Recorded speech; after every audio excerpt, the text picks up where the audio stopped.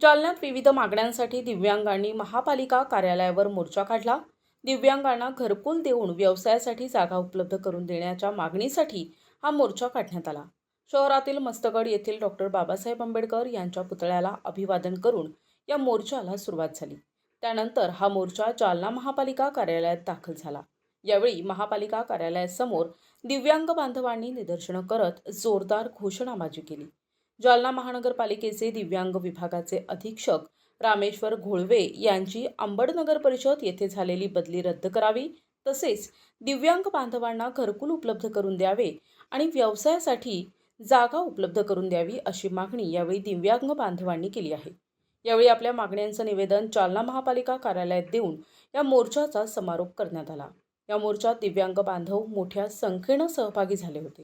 जालना महानगरपालिकेचे दिव्यांग विभागाचे अधीक्षक रामेश्वरजी घोळे यांची जालना महानगरपालिकेतून अंबड नगरपालिकेमध्ये बदली झालेली, ती बदली तात्काळ रद्द करा।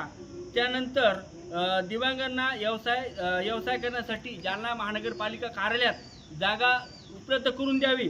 आणि दुसरी विषय असा होता की मधुवन कॉलनी किंवा मस्तगड या भागामध्ये दिव्यांगांसाठी पुनर्वसनासाठी जागा उपलब्ध करून द्यावं। तिसरी मागणी अशी होती की मागील वर्षी पाठ्यनिधी निधीतून 180 जणांचं रोखलेला पाठ्यनिधी निधी आहे तो तात्काळ दिव्यांगाच्या खात्यात जमा करावा। अशा विविध मागण्यासाठी आज आम्ही डॉक्टर बाबासाहेब आंबेडकर मस्तगड ते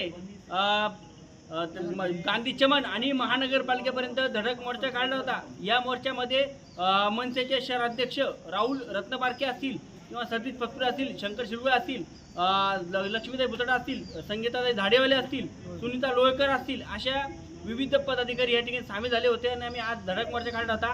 आणि जालना महानगरपालिका दिव्यांग विभागाचे अधीक्षक रामेश्वर घोळे यांची बदली ही तात्काळ रद्द झाली पाहिजे या मागणीसाठी आम्ही आणि अशा विविध मागण्यांसाठी धडक मोर्चा काढलेला आहे। NTV news Marathi, Jalna.